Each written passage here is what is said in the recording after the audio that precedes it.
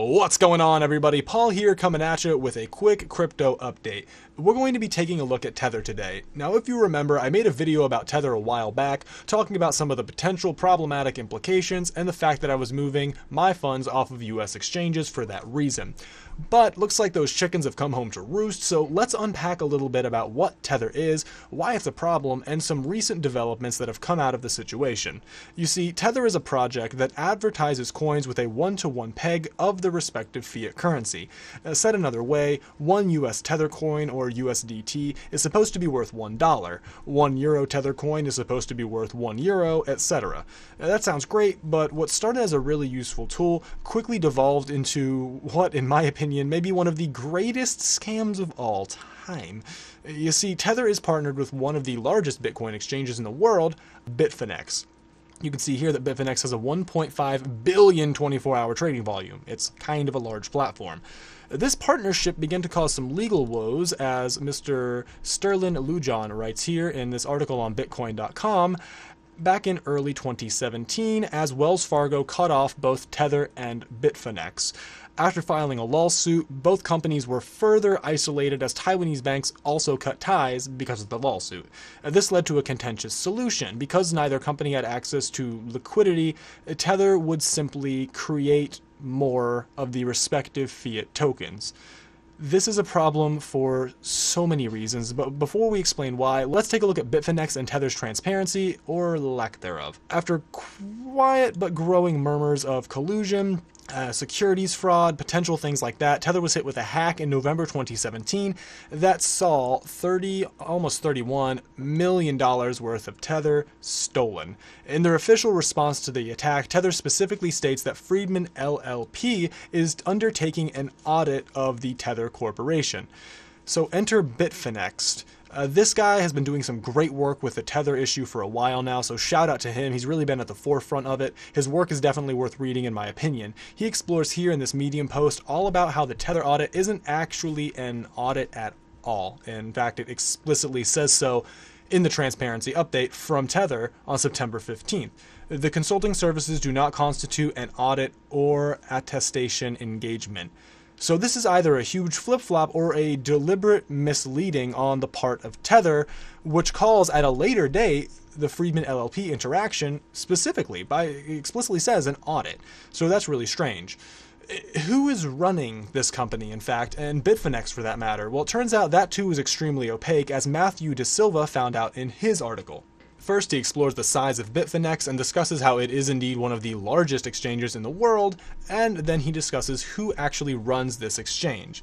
The masterminds behind Bitfinex, as he calls them, are none other than Chief Strategy Officer Phil Porter, an ex-employee of Morgan Stanley who was fired for boasting about his lavish lifestyle to the New York Times, and Giancarlo Devasini, who serves as the exchange's Chief Financial Officer. In '96, he was caught pirating and selling a substantial volume of Microsoft software. So not terribly comforting, and I totally agree with Matthew on this one, not very comforting at all. But the most curious case is the CEO, or the Chief Executive Officer.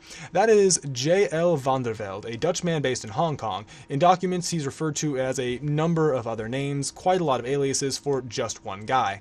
Matthew in his article goes on to explore how they tried to get an interview with some of the top executives from Bitfinex, and they were rebuffed and sent to a communications firm, 5WPR, which I've never heard of. And for one of the largest cryptocurrency CEOs, this J.L. van der Velde guy has left a very light digital footprint, and it's confirmed through just a grainy LinkedIn page and not too much information about the companies that he's worked for in the past, or at least no information about the companies themselves. And with only 116 connections, that's pretty paltry for somebody of his stature.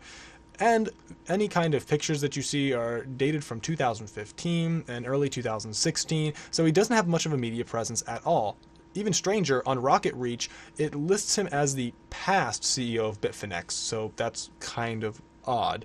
But all this aside, don't worry, because it only gets worse from here. It turns out that Tether has dissolved the relationship very recently, January 29th, 2018. They've dissolved the relationship with Friedman LLP. So the alleged audit, actual non-audit flip-flop situation has been taken care of. The auditors allegedly, according to Bitfinex, up and just turned tail. And after this occurred, Bitfinex stated that they would take legal action against any sort of defamation without naming any specific names. So, yikes. And this comes on the tail of a even larger chunk of news.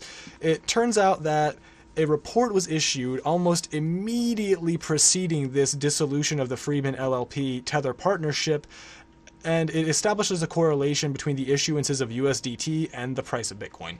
According to the report, 48.8% of bullish price movements have occurred within 2 hours, just 2 hours immediately following 91 separate Tether issuances. It was an anonymous report, or at least pseudonymous report, that scrutinizes Tether's operation, and the fact that they dissolved their Freeman LLP audit non-audit partnership directly after this report speaks volumes.